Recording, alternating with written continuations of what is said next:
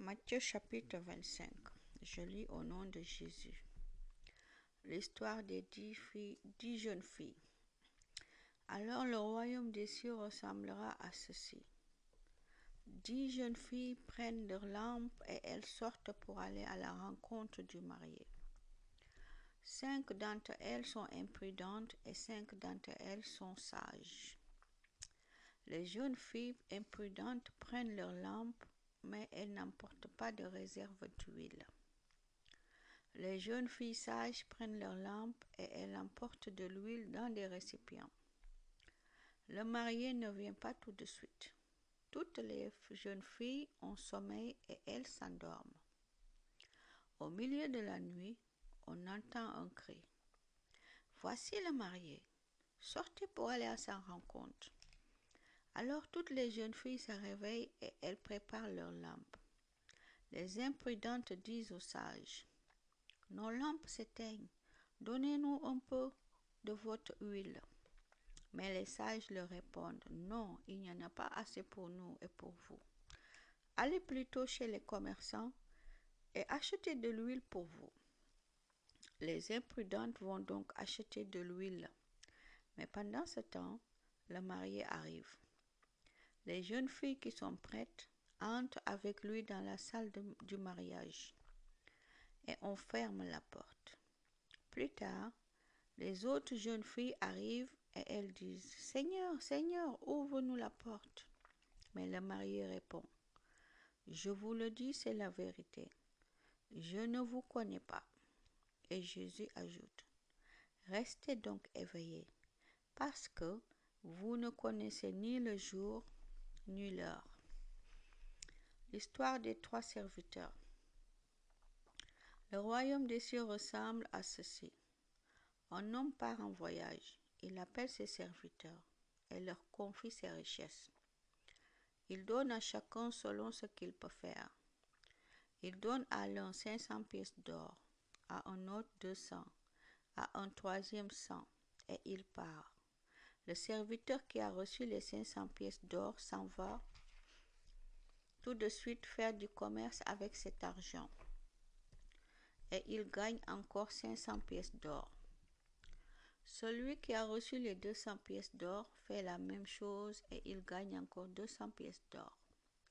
Mais celui qui a reçu les 100 pièces d'or s'en va faire un trou dans la terre et il cache l'argent de son maître.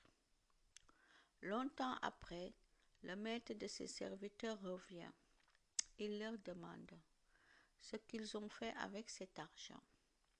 Le serviteur qui a reçu les 500 pièces d'or s'approche et il présente encore 500 pièces d'or en disant « Maître, tu m'as confié 500 pièces d'or. Voici encore 500 pièces d'or que j'ai gagnées. » Son maître lui dit « C'est bien, tu es un serviteur bon et fidèle.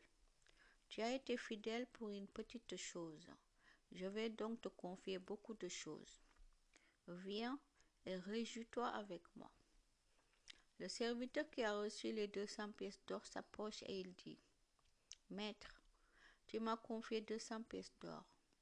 Voici encore 200 pièces d'or que j'ai gagnées. » Son maître lui dit « C'est bien, tu es un serviteur bon et fidèle.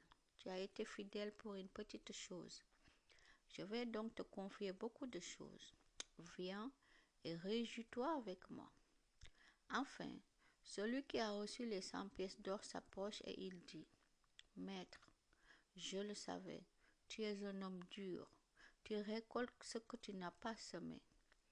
Tu ramasses ce que tu n'as pas planté.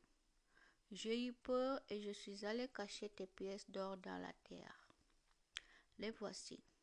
Tu as ton argent. » Son maître lui répond « Tu es un serviteur mauvais et paresseux. Tu le savais.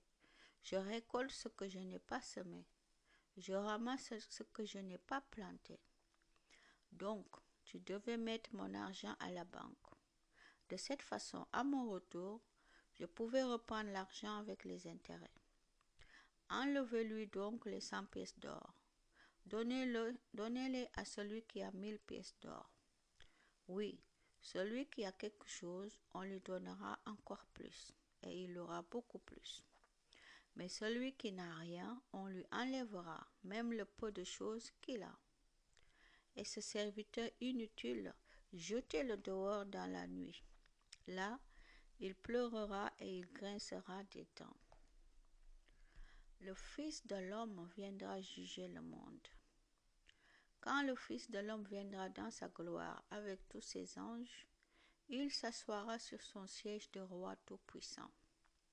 On rassemblera tous les peuples devant lui. Et il séparera les gens les uns des autres, comme le berger sépare les moutons des chèvres. Il placera les moutons à sa droite et les chèvres à sa gauche. Alors le roi dira à ceux qui sont à sa droite, « Venez, vous que mon Père bénit, recevez-le, royaume que Dieu vous a préparé depuis la création du monde. En effet, j'ai eu faim et vous m'avez donné à manger. J'ai eu soif et vous m'avez donné à boire. J'étais un étranger et vous m'avez accueilli. J'étais nu et vous m'avez donné des vêtements. J'étais malade et vous m'avez visité. J'étais en prison et vous êtes venus me voir. » Alors ceux qui ont obéi à Dieu diront au roi, « Seigneur, quand est-ce que nous t'avons vu? Tu avais donc faim et nous t'avons donné à manger. Tu avais donc soif et nous t'avons donné à boire. Tu étais un étranger et nous t'avons accueilli. Tu étais donc nu et nous t'avons donné des vêtements. Tu étais malade ou en prison et nous sommes venus te voir. » Quand donc? Et le roi leur répondra, « Je vous le dis, c'est la vérité. Chaque fois que vous avez fait cela à l'un de mes frères, à l'un des plus petits, c'est à moi que vous l'avez fait. » Ensuite, le roi dira à ceux qui sont à sa gauche, « Allez-vous-en loin de moi, Dieu vous maudit. Allez dans le feu qui ne s'éteint pas et qu'on a préparé pour l'esprit du mal et pour ses anges. En effet, j'ai eu faim et vous ne m'avez pas donné à manger. J'ai eu soif et vous ne m'avez pas donné à boire. J'étais un étranger et vous ne m'avez pas accueilli. J'étais nu et vous ne m'avez pas donné de vêtements.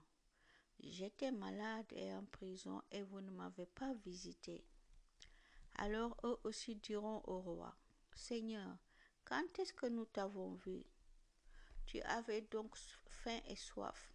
Tu étais un étranger. Tu étais donc nu, malade ou en prison. Et nous ne t'avons pas aidé. Quand donc? » Et le roi leur répondra, « Je vous le dis, c'est la vérité. Chaque fois que vous n'avez rien fait pour l'un de ces plus petits, vous n'avez rien fait pour moi non plus. » Et ils partiront pour recevoir une punition qui dure toujours. Mais ceux qui ont obéi à Dieu partiront pour recevoir la vie avec Dieu pour toujours. Amen.